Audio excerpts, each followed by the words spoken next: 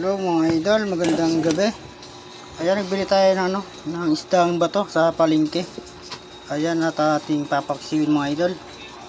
Ayan, at ilagay natin sa ating lagayan mga idol. Ulam natin bukas at panghapon, tanghali. Ayan, at 4 na piraso na pala yung ating nabili. Sa halagang 150 ang kilo mga idol.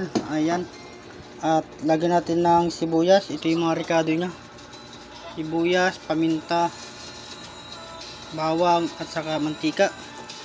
Ayan, lagyan natin ng bawang. Ayan, bawang.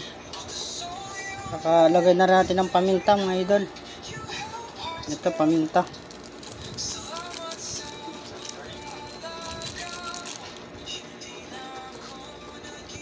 Tatlong paminta pala natin ilalagay dyan.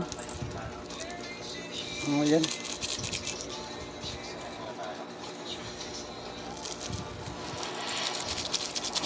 At lagyan din natin ng suka yan mga idol.